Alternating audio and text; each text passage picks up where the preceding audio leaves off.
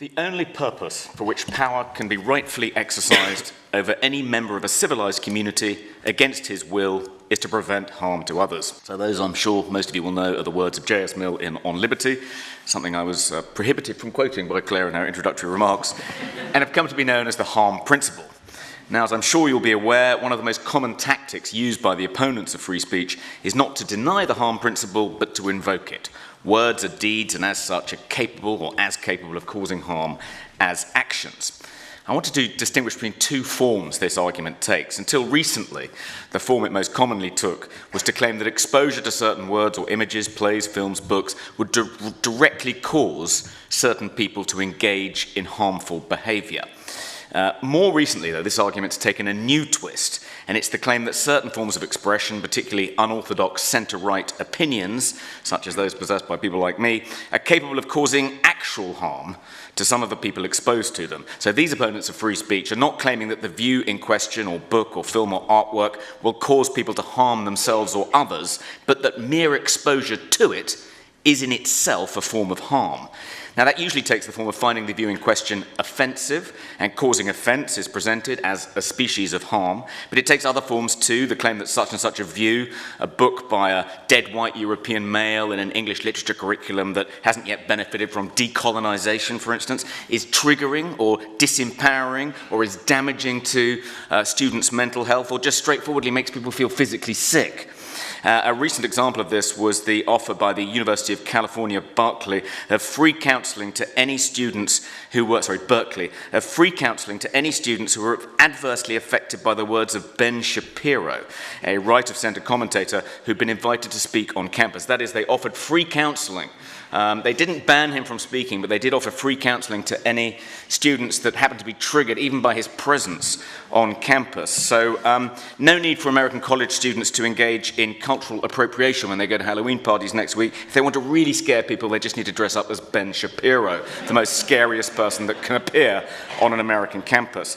Now, as far as I'm aware, no American university has offered free counselling for students triggered by being exposed to left-wing viewpoints, which is just as well, since according to a study carried out by the Econ Journal Watch in 2016, which looked at the voter registration of faculty members of 40 leading US universities, Democrats outnumber Republicans on US university faculties by an average of 11.5 to 1. In psychology faculties, it's 17.4 to 1, and in history, the ratio is 33.5 to 1. If left-wing views were as harmful to students' mental health as right-wing views, the counsellors of American universities would have their hands pretty full. Much has been written about why this hypothesis, why certain forms of expression cause actual harm to those exposed to them, is wrong-headed, a perversion of the harm principle as articulated by Mill.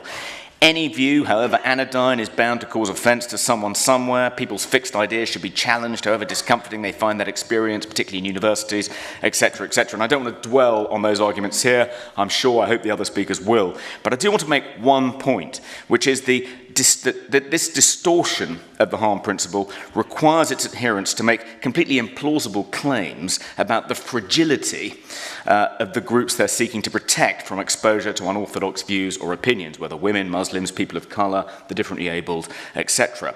Take women. So left-wing feminists, in an effort to silence anyone who perpetuates gender stereotypes, often appeal to the very gender stereotypes they're purporting to challenge.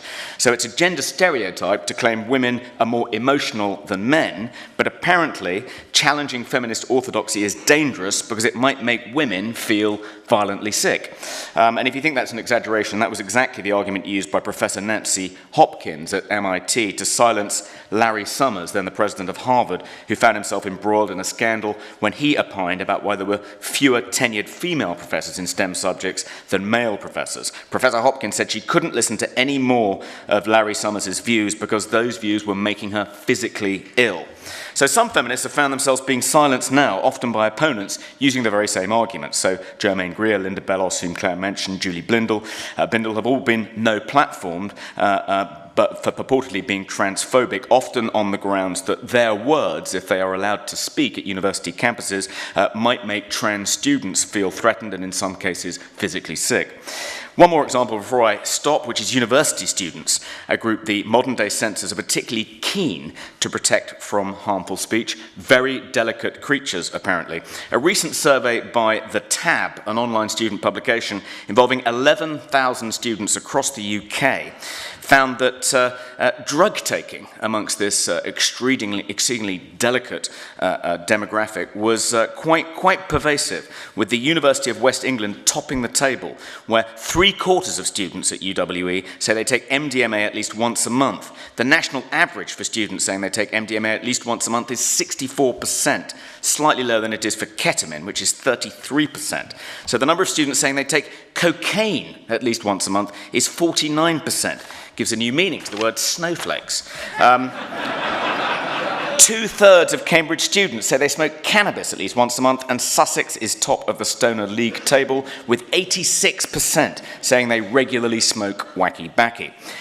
Needless to say, those universities with the highest percentage of students regularly using drugs, UWE, Manchester, Leeds, Sheffield, Sussex, these are at the top of the drug-taking league table, which presumably the Tab publishes so students can choose to go to those universities where the most drugs are taken.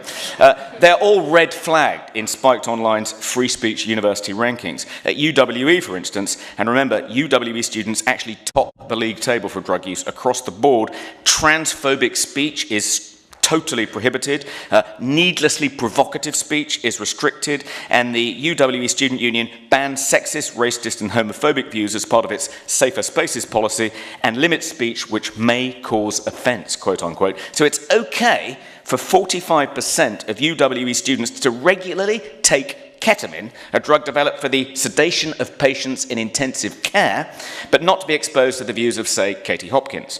Now, I'm sorry, but if university students are robust enough to withstand this almighty blizzard of illegal drugs, then they're strong enough to cope with having their views challenged from time to time. And if the PC thought police are worried about their deteriorating mental health, perhaps they should focus their efforts on reducing their drug intake rather than banning centre-right speakers from campus. Thank you.